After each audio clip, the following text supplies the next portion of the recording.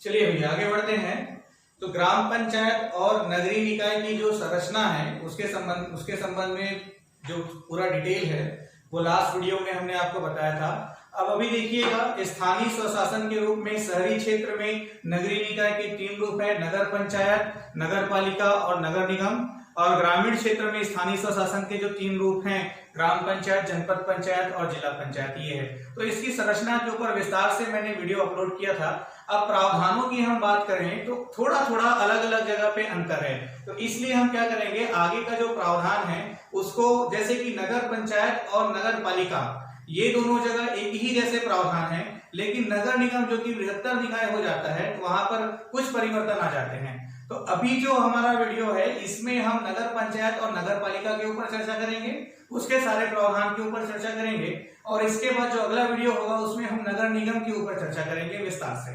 काफी सारी चीजें होंगी, लेकिन वीडियो को क्लास शुरू करने के पहले थोड़ा सा हम एक कॉन्सेप्ट आपको डील कर दें, जो कि लास्ट वीडियो में हम बताना आपको भूल गए थे।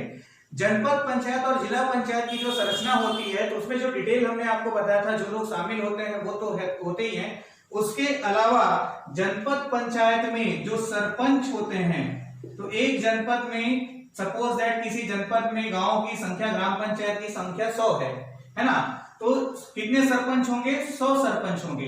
तो जनपद पंचायत में उस जनपद पंचायत क्षेत्र के कुल सरपंच का 1/5 सरपंच, जनपद पंचायत क्षेत्र के कुल सरपंच का 1/5 सरपंच जो है प्रत्येक वर्ष जनपद पंचायत का सदस्य होता है, जनपद पंचायत का सदस्य होता है। तो इस तरह से पहले वर्ष में ये 20 हुए, फिर दूसरे वर्ष में 20 हुए, फिर दूसरे वर्ष में 20 हुए, फिर तीसरे वर्ष में 20 हुए, फिर 5वें वर्ष में 20 हुए। तो इस तरह से किसी जनपद पंचायत के अंतर्गत आने वाला प्रत्येक सरपंच कम से कम अपने पूर्ण 5 वर्ष के कार्यकाल में एक बार वह जनपद पंचायत का सदस्य रहता है 1 वर्ष के लिए। जिनको एक बार सदस्य रूप में ले लिया जाता है वो अगले चुनाव, अगले बार में उनको नहीं लिया जाता है।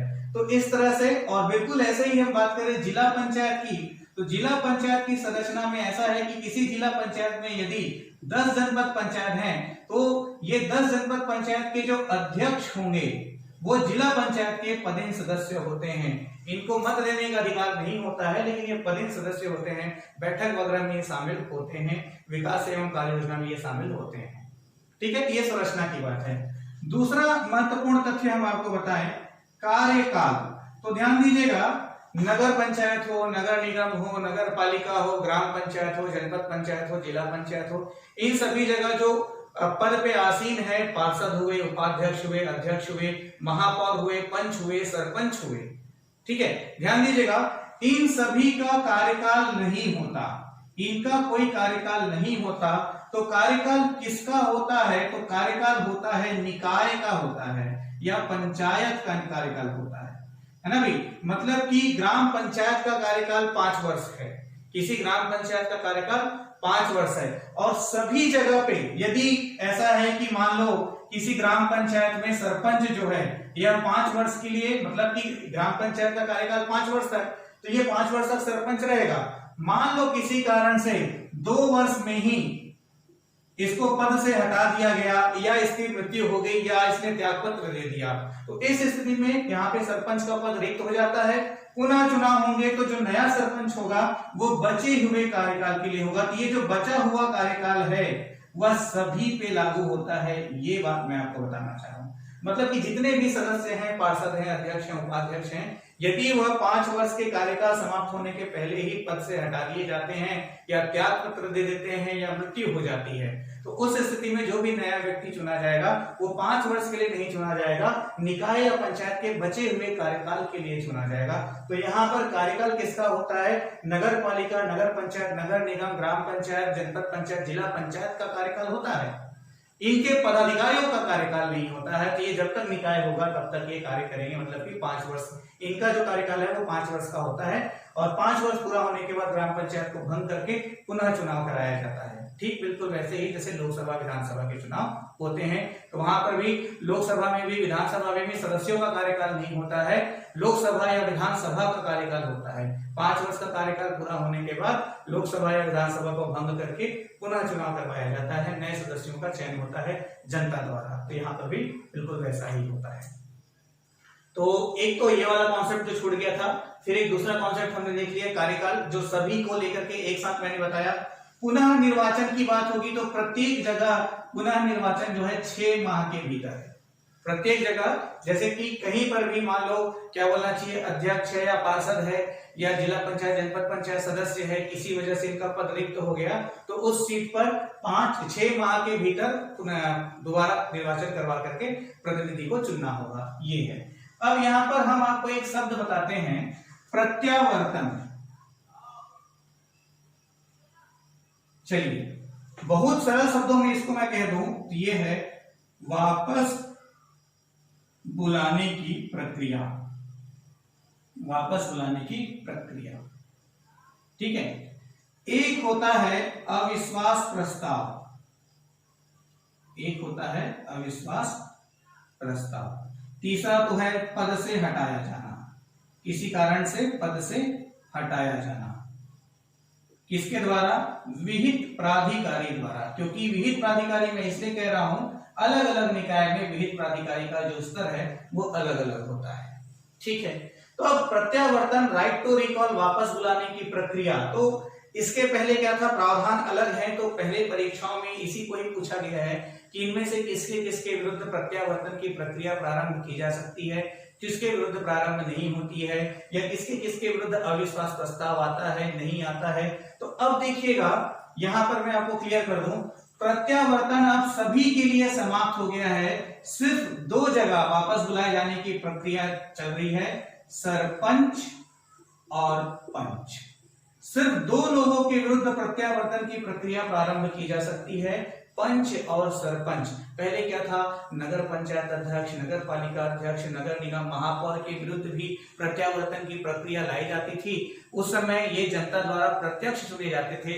वर्तमान संशोधन के मुताबिक अब ये अप्रत्यक्ष चुने जाते हैं। तो जहां जहां अप्रत्यक्ष निर्वाचन होता है, जिस जिस पदों पर अप्रत्यक्ष निर्वाचन होता है, नीचे से शुरू करूं मैं तो उप सरपंच, फिर अध्यक्ष उपाध्यक्ष, पुनः अध्यक्ष उपाध्यक्ष, फिर तीनों निकायों में यहाँ पे अध्यक्ष उपाध्यक्ष सभापति और महापौर। तो इन सभी के लिए अब कहीं पर भी प्रत्यावर्तन नहीं है। तो इन सभी को पद से हटाने के लिए क्या होता है, अविश्वास प्रस्ताव होता है। क्या होता है?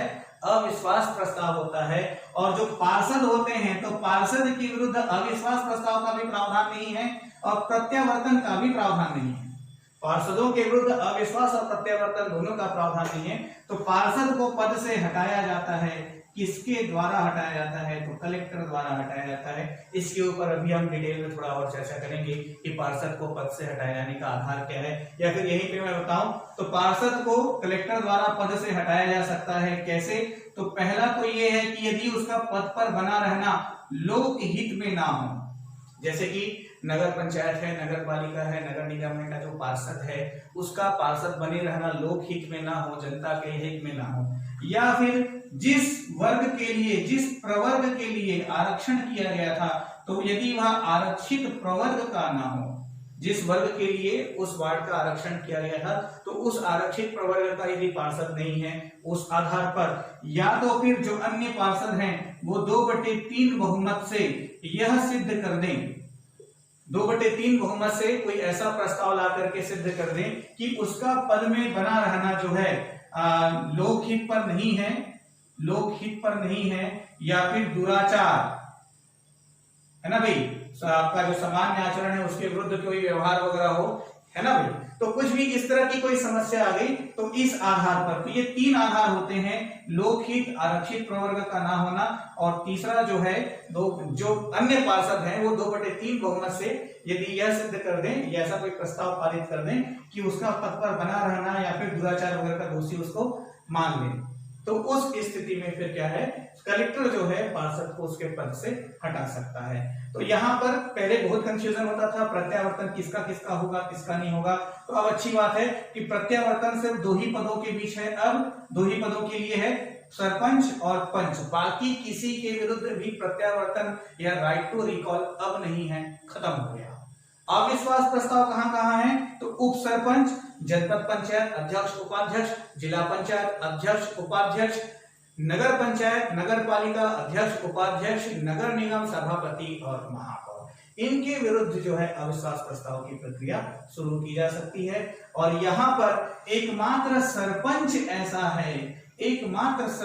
ऐसा है जिसके विरुद्ध प्रत्यावर्तन और अविश्वास प्रस्ताव दोनों लाया जा सकता है, जिसके विरुद्ध प्रत्यावर्तन और अविश्वास प्रस्ताव दोनों लाया जा सकता है। अभी जब मैं आपको एमसीक्यूज का क्वेश्चन बैंक ग्रुप में शेयर करूंगा, ग्राम पंचायत नगरीय निकाय से संबंधित पूछे हुए प्रश्नों को हल कीजिएगा, उसको नोट्स को, वीडियो आपने देखा, नोट्स को पूरा आपने पढ़ा, फिर क्वेश्चन बनाइएगा। हर लाइन एक एक कॉन्सेप्ट आपका क्लियर होगा। और किसी भी प्रकार से कोई भी आपको डाउट होता है तो शाम को 5 से 9 बजे के बीच आप मेरे को कॉल करके डिस्कस कर लिया कीजिए, ठीक है भाई। तो चलिए आगे बढ़ते हैं। तो अभी जो है हम चर्चा करते हैं नगर पालिका और नगर पंचायत के संदर्भ में। ध्यान दीजिएगा, मैं बार बार कह रहा हूं, अब आगे जो मैं आपको बताने वाला हूं वो पहले दो ही चीजों के ऊपर लागू होगा। किसके ऊपर? नगर पंचायत और नगर पालिका के ऊपर। तो नगर पंचायत और नगर पालिका को लेकर के जो प्रावधान है उसके ऊपर हम चर्चा करेंगे। नगर पंचायत और नगर पालिका।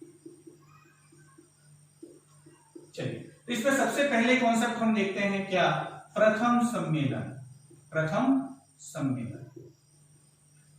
ध्यान दीजिएगा, जब जनता मत देती है, चुनाव होता है, चुनाव संपन्न होने के बाद राज्य निर्वाचन आयोग द्वारा चुनाव के परिणामों की घोषणा होती है। राज्य निर्वाचन आयोग द्वारा चुनाव के परिणामों की घोषणा होती है।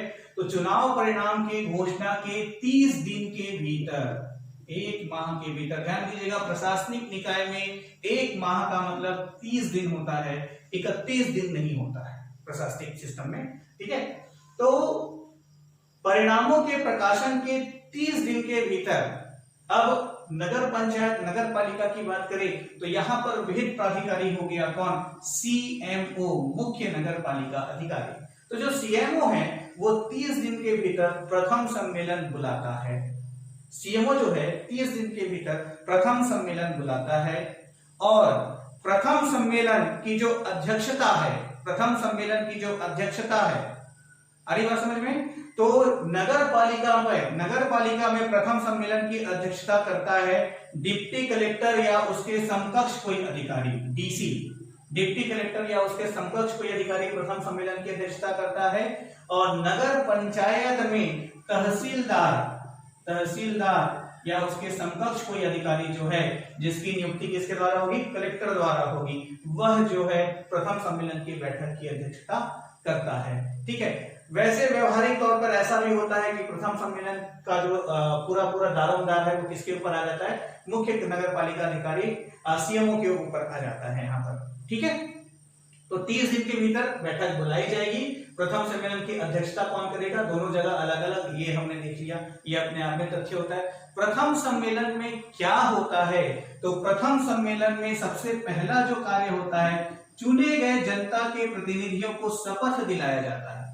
चुने गए जनता के प्रतिनिधियों को शपथ दिलाया जाता है। और दूसरी जो प्रमुख कार्य होता है वो क्या है? तो जैसे कि यहाँ पर अब हम बात करें क्या, तो 2 हो गए अध्यक्ष और उपाध्यक्ष, इनको चुना जाता है। तो ध्यान दीजिएगा, चुने हुए सदस्य शपथ ग्रहण करते हैं, अध्यक्ष एवं उपाध्यक्ष अपने पद का शपथ ग्रहण नहीं करते हैं। यहाँ पर वो पहले ही सदस्य के रूप में शपथ ग्रहण कर चुके होते हैं और चुने हुए सदस्यों के बीच में से वोटिंग द्वारा अध्यक्ष और उपाध्यक्ष को चुना जाता है। अभी हम आरक्षण के ऊपर भी चर्चा करेंगे जो सभी जगह एक जैसा लागू होता है, विस्तार से अभी उसको मैं आपको बताने वाला हूं। चलिए आगे देखते हैं। त्याग पत्र की बात करें तो यहाँ पर 3 लोग हुए, पार्षद, अध्यक्ष और उपाध्यक्ष। तो पार्षद एवं उपाध्यक्ष जो हैं ये अध्यक्ष को त्याग पत्र देते हैं। पार्षद एवं उपाध्यक्ष जो है अध्यक्ष को त्याग पत्र देते हैं। पार्षद एवं उपाध्यक्ष जो हैं अध्यक्ष को त्याग पत्र देते हैं और उसके बाद अध्यक्ष जो है उस त्याग पत्र को प्रेषित करता है किसको? कलेक्टर को।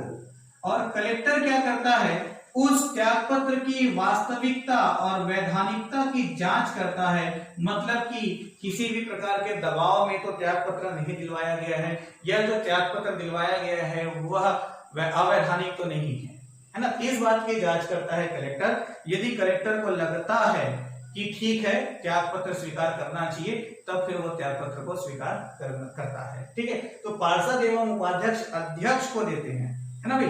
और अध्यक्ष जो है अपना त्यागपत्र किसको देता है, तो अध्यक्ष अपना त्यागपत्र मुख्य कार्यपालक मुख्य नगर पालिका अधिकारी सीएमओ को देता है। सीएमओ इस त्यागपत्र को किसको प्रेषित करता है, ध्यान दीजिएगा, कलेक्टर को नहीं प्रेषित करता, वह राज्य सरकार को प्रेषित करता है। इन दोनों ही निकाय में अध्यक्ष अपना त्यागपत्र सीएमओ को देता है, सीएमओ उस त्यागपत्र को राज्य सरकार को प्रेषित करता है, राज्य सरकार द्वारा उसके वैधानिकता और वास्तविकता की जांच की जाती है, उचित पाए जाने पर त्यागपत्र को स्वीकार किया जाता है। ये हुआ। फिर अगले तथ्य में हम चले, कहा गणपूर्ति। गणपूर्ति इसी को दूसरे शब्दों में कहा जाता है कोरम, गणपूर्ति या कोरम। तो गणपूर्ति या कोरम की बात करें तो यहाँ पर जो निर्वाचित पार्षद होते हैं किसी भी बैठक के लिए, जो गणपूर्ति या कोरम है, ये निर्वाचित पार्षदों के कितना, तो 1/3। मतलब यदि क्या बोलना चाहिए, 60 पार्षद है मान लो, कहना चाहिए यदि 60 पार्षद हैं, अब इसमें तो न्यूनतम संख्या 15 से 40 है, तो यदि 30 पार्षद है मान लो, तो 30 का 1/3 मतलब कि 10, मतलब कि कम से कम 10 पार्षद यदि उपस्थित नहीं हुए तो सम्मेलन आयोजित नहीं की जा सकती, बैठक आयोजित नहीं की जा सकती। गणपूर्ति ना होने की स्थिति में अगले तिथि और समय के स्थान के लिए बैठक को निरस्त कर दिया जाएगा। ठीक है भाई, ये हुआ। प्रत्यावर्तन तो है ही नहीं यहाँ पर, तो उसके ऊपर हम चर्चा करेंगे नहीं कि प्रत्यावर्तन, नोट्स में से भी आप अपना प्रत्यावर्तन वाला पॉइंट को हटा दीजिएगा। अब जो सम्मेलन की बात करते हैं तो दोनों ही निकाय में प्रति माह एक सम्मेलन बुलाना अनिवार्य है, प्रति माह एक बैठक करना अनिवार्य है इन दोनों ही निकाय में।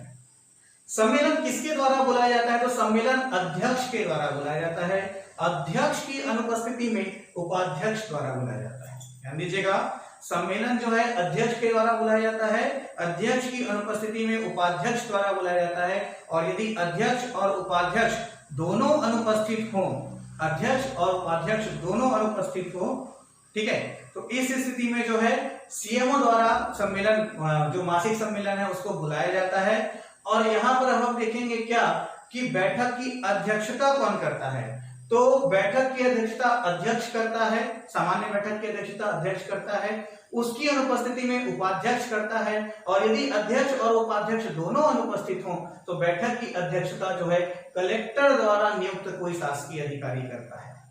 ठीक है भाई, तो यहाँ पर तीसरे स्टेज में कलेक्टर द्वारा नियुक्त शासकीय अधिकारी करता है। मतलब ऐसा नहीं है कि जो अन्य पार्षद हैं उसके बीच में से कोई उस बैठक की अध्यक्षता करेगा।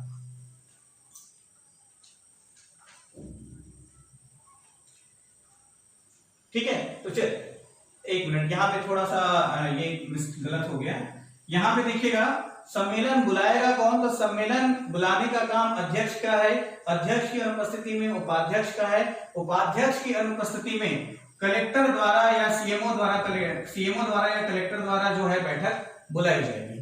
और बैठक की अध्यक्षता अध्यक्ष करेगा, अध्यक्ष नहीं होगा, अध्यक्षता या फिर सभापति, दोनों एक ही व्यक्ति के लिए प्रयोग होता है, एक ही प्रकार का शब्द है। तो सभापति, बैठक का जो अध्यक्ष है वो अध्यक्ष रहेगा, उसकी अनुपस्थिति में उपाध्यक्ष रहेगा, और यदि अध्यक्ष और उपाध्यक्ष दोनों उपस्थित नहीं है तो उस स्थिति में कलेक्टर निर्वाचित जो पार्षद हैं वो अपने बीच में से किसी को चुनेंगे। ध्यान दीजिएगा, यहाँ पर थोड़ी सी मैंने गलती कर दी थी, तो निर्वाचित पार्षद बैठक नहीं बुलाएंगे, अध्यक्ष और उपाध्यक्ष की अनुपस्थिति में निर्वाचित पार्षद बैठक नहीं बुलाएंगे। बैठक कौन बुलाएगा, कलेक्टर या सीएमओ जो शासकीय अधिकारी है वो बैठक बुलाएगा, जो मासिक बैठक है उसको।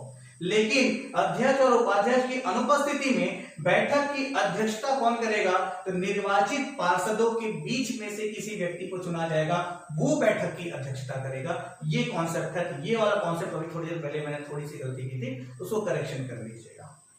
ठीक है भाई, चलिए अब इसके बाद हम बात करें, हाँ यहाँ पर शपथ की बात हमने की थी, तो यहाँ पर प्रथम बैठक में शपथ ग्रहण का कार्यक्रम होता है, शपथ लिया जाता है।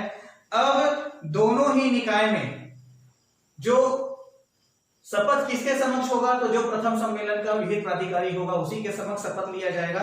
और यहाँ पर प्रावधान ऐसा भी है कि यदि कोई भी पार्षद जो है 30 दिन के भीतर, प्रथम परिणामों की घोषणा के बाद जो प्रथम सम्मेलन बुलाया जाता है, तो परिणामों की घोषणा के 30 दिन के भीतर शपथ ग्रहण नहीं करता है और उपस्थित होने की एक निश्चित तौर पे सूचना भी नहीं देता है ना भाई, तो फिर उस पार्षद का जो सीट है वह स्वतः रिक्त हो जाता है। ध्यान दीजिएगा, यदि 30 दिन के भीतर शपथ ग्रहण नहीं किया और शपथ ग्रहण न करने का उचित कारण भी नहीं बताया, स्पष्टीकरण भी नहीं दिया, सूचना भी नहीं दिया, तो क्या होगा, 30 दिन के बाद उस पार्षद का पद स्वतः रिक्त हो जाता है, अपने आप रिक्त हो जाता है ना भाई। और उसके बाद फिर क्या बोलना चाहिए, उस 6 माह के भीतर उस सीट पर पुनः निर्वाचन संपन्न कराया जाता है। और ये हमें पहले ही बता दिया है कि अध्यक्ष और उपाध्यक्ष अपने पद का शपथ नहीं लेते, ये बतौर पार्षद शपथ ग्रहण करते हैं और उसके बाद ये अध्यक्ष और उपाध्यक्ष निर्वाचित पार्षदों के बीच में से साधारण बहुमत के आधार पर चुने जाते हैं। साधारण बहुमत का मतलब होता है उपस्थित और मतदान करने वाले आधे से अधिक। ये अब अगला जो पोर्शन है हमारा वो है आरक्षण। अब ये जो आरक्षण मैं आपको बताने वाला हूं, तो ध्यान दीजिएगा, आरक्षण चूंकि सभी जगह एक जैसा है तो इसको मैं आपको एक साथ पूरा बताता हूं। किसकी बात कर रहा हूं मैं, नगरीय निकाय की। अब ग्राम पंचायत में हम देखें तो यही आरक्षण जो है ग्राम पंचायत में थोड़ा सा फर्क ये पड़ जाता है कि महिलाओं के लिए 1/2 हो जाता है, बाकी जगह 1/3 है या 33% है। तो निकायों की हम बात करें तो हमारे पास अब कितने निकाय हैं, नगर निगम,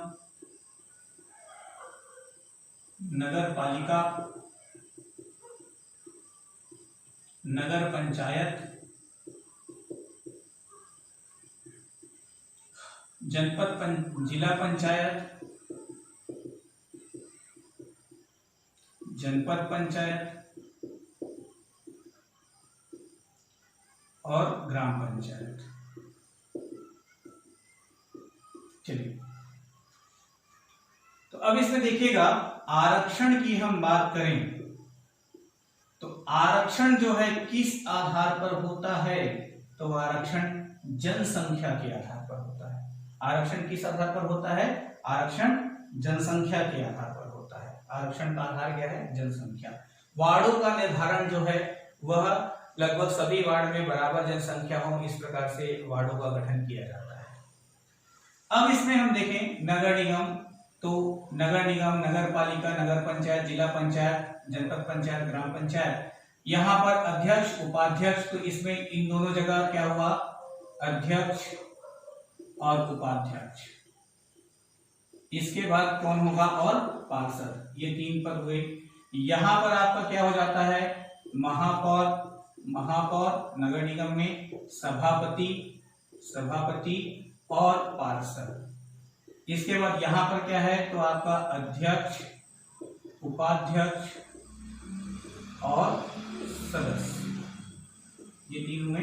और ग्राम पंचायत में सरपंच, उप सरपंच और पंच, ये 3 हो जाते हैं। अब देखिएगा यहां पर ग्राम पंचायत में पंच, सरपंच या उप सरपंच, इनके आरक्षण के लिए जो निर्धारण करने वाला अधिकारी कौन है, तो यहाँ पर कलेक्टर निर्धारित करता है। यहाँ पर कौन निर्धारित करता है, कलेक्टर निर्धारित करता है आरक्षण को। और यहाँ पर आपका जिला पंचायत और जनपद पंचायत की बात करें तो जिला पंचायत, यहाँ पर देखिएगा जिला पंचायत और जनपद पंचायत दोनों ही जगह जो सदस्य होंगे, दोनों ही जगह जो सदस्य होंगे, तो इसके लिए आरक्षण जो है यहाँ पर कलेक्टर निर्धारित करेगा। जिला पंचायत के यहाँ पे सदस्य के लिए जो आरक्षण है उसको कौन निर्धारित करेगा, कलेक्टर निर्धारित करेगा। लेकिन यही बात जब अध्यक्ष और उपाध्यक्ष की आ जाती है तो अध्यक्ष या उपाध्यक्ष की हम बात करें तो यहाँ पे कौन निर्धारित करता है, संभागायुक्त करता है। संभागायुक्त निर्धारित करता है, जो कमिश्नर होता है वो निर्धारित करता है, मतलब कि जो जैसे कि बिलासपुर संभाग है वो, है ना भाई।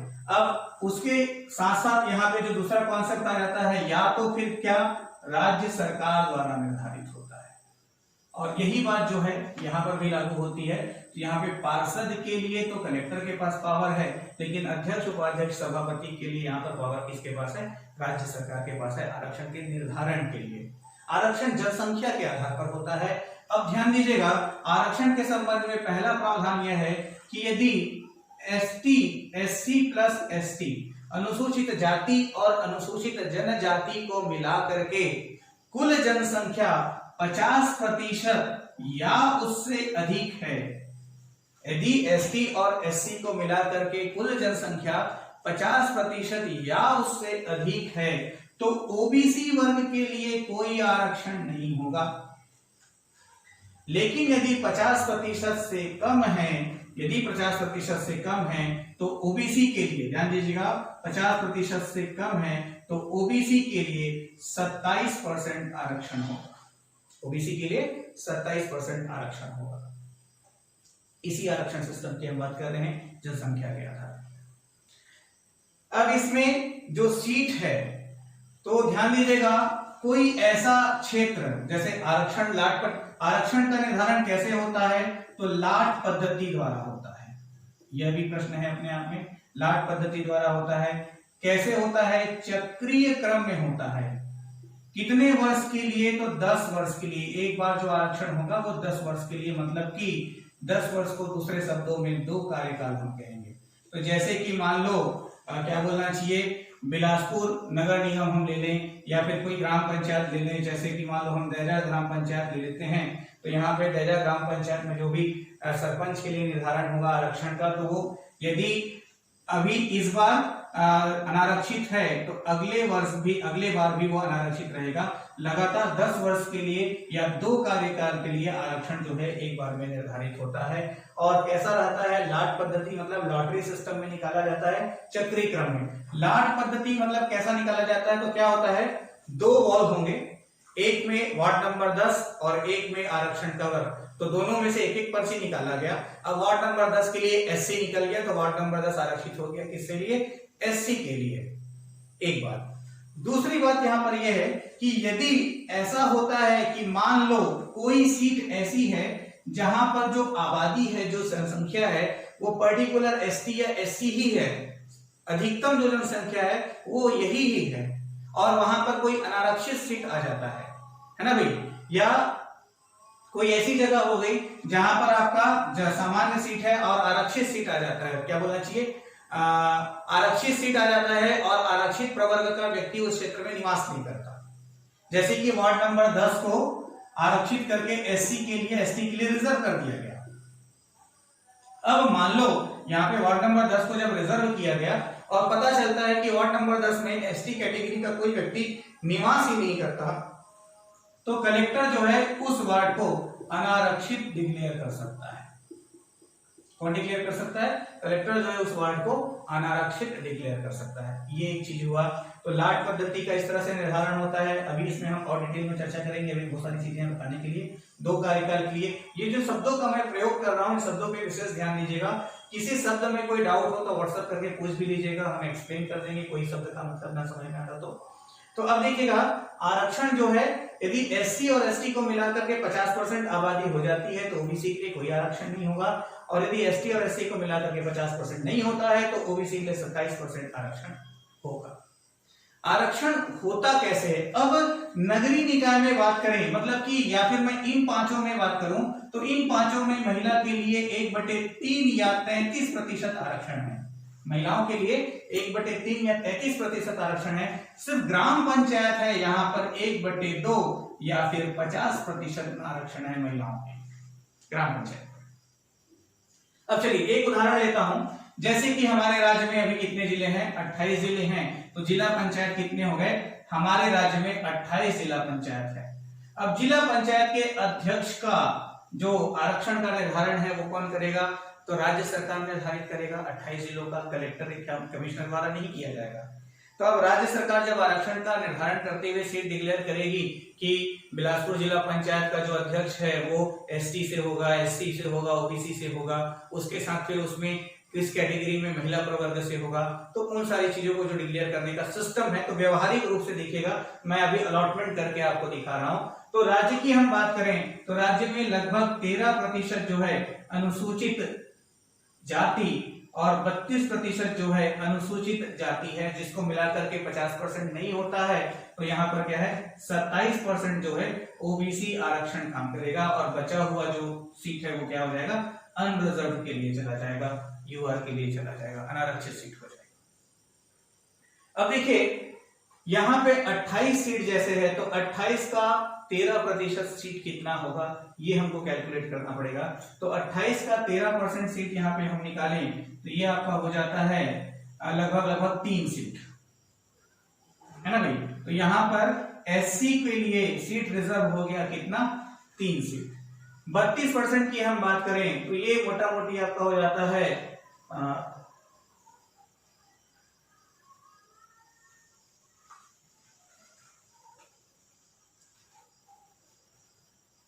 ये आपका नियर अबाउट आ जाएगा 8 सीट एसटी के लिए, एक टेंटेटिव ले रहे हैं। तो 32% आरक्षण के आधार पर 28 में से 8 किसके लिए रिजर्व हो गया, एससी के लिए हो गया, एसटी के लिए हो गया। अब 27% ओबीसी के लिए रिजर्व हो जाएगा। तो ओबीसी के लिए 27% रिजर्वेशन की हम बात करें तो ये नियर अबाउट हो जाता है आपका 6 और 7 सीट, है ना भाई। तो ओबीसी के लिए यहाँ पे रिजर्व हो गया कितना 7 सीट रिजर्व हो गया। अब कितने सीट बच गए तो 8 7 15 3 18। तो अनारक्षित सीटों की संख्या कितनी हो गई 10 जिला पंचायत अध्यक्ष के लिए। ये हमने चारों कैटेगरी में देख लिया। इस तरह से आरक्षण डिक्लेयर होता है। तो जो 28 में से 3 जिला पंचायत ऐसे होंगे जिसके अध्यक्ष जो है अनुसूचित जाति से होंगे, 8 जिला पंचायत ऐसे होंगे जिसके अध्यक्ष जो है अनुसूचित जनजाति से होंगे, 7 जिला पंचायत ऐसे होंगे जिसके अध्यक्ष ओबीसी प्रवर्ग से होंगे और 10 जिला पंचायत अध्यक्ष जो है अनारक्षित, मतलब वो किसी भी वर्ग से हो सकते हैं। अनारक्षित का मतलब है वो किसी भी वर्ग से हो सकते हैं, वहां पर कोई लिमिटेशन नहीं है कि जनरल कैटेगरी का ही बंदा होगा। अनारक्षित का मतलब है कोई भी कैटेगरी उसमें आ सकती है। अब इसी में मैं थोड़ा आपको डिक्लेयर करूं महिला आरक्षण को, फीमेल रिजर्वेशन को। तो सबसे पहले यहाँ पर क्या प्रावधान है, कुल सीटों का 1/3 महिला के लिए रिजर्व होगा। तो 28 का 1/3 हम निकालें तो ये टेंटेटिव हो जाता है आपका 9 सीट, ये टेंटेटिव हो जाता है 9 सीट। तो यहां 3 में से 1 महिला के लिए आरक्षित हो जाएगा, यहां 8 में से 2 महिला के लिए आरक्षित हो जाएगा, यहां 7 में से 2 महिला के लिए आरक्षित हो जाएगा। अब इसको मिला के देखते हैं, 2 2 4 और 1 5 हुआ, जबकि महिला के लिए कुल सीटों की संख्या 9 होनी चाहिए। तो यहां पर 33% नहीं देखेंगे, यहां पे बचा हुआ जो 4 सीट है अनारक्षित प्रवर्ग से वो महिला के लिए आरक्षित हो जाएगा। ये आरक्षण। वीडियो को दोबारा रिपीट करके डिटेल में देखिएगा, नोट्स को पढ़िएगा, आपको सारी चीजें क्लियर होंगी। डाउट हो तो हमसे कॉल करके कंसल्ट कर लीजिएगा। अब इसमें अब एक चीज हम आपको और बता दें कि जहां पर जैसे हमने उपाध्यक्ष या अध्यक्ष या सभापति या उपसरपंच की बात की है ना, तो यदि कहीं पर भी ऐसा होता है कि अध्यक्ष, महापौर या सरपंच जो है अनारक्षित प्रवर्ग का है या सामान्य वर्ग का है बोलना चाहिए, अनारक्षित नहीं बोलेंगे। यदि यहाँ पर अध्यक्ष, उपाध्यक्ष या महापौर जो है, अध्यक्ष, महापौर या सरपंच जो है सामान्य वर्ग का है, तो जो उपाध्यक्ष होगा या जो सभापति होगा या उप सरपंच होगा, इसको जो है आरक्षित प्रवर्ग का होना आवश्यक है। आरक्षित प्रवर्ग में कौन सा हो सकता है, एसटी हो सकता है, एससी हो सकता है, ओबीसी हो सकता है, तीनों में से किसी एक का होना आवश्यक है। उपाध्यक्ष या उप सरपंचों कब यदि अध्यक्ष या सरपंच जो है, अध्यक्ष, महापौर या सरपंच जो है सामान्य वर्ग का हो। ये आरक्षण की बात है। अभी यहाँ पे हम जो चर्चा कर रहे थे किसके ऊपर, नगर निगम और नगर पालिका के ऊपर। तो अब ये नगर पालिका और नगर पंचायत के ऊपर अभी हम इसके ऊपर चर्चा कर रहे थे। तो कुछ टॉपिक अभी इसका बाकी है, तो थोड़ी देर पहले मैं एक और वीडियो बनाता हूं जिसमें इसका जो बचा हुआ पोर्शन है उसको मैं कंप्लीट कर दूंगा। फिर अगले वीडियो में हम नगर निगम के ऊपर चर्चा करेंगे, ठीक है। तो अच्छे से इसको देखिएगा, पढ़िएगा। कल शाम तक आपको इसका एमसीक्यूज भी मिल जाएगा सॉल्व करने के लिए।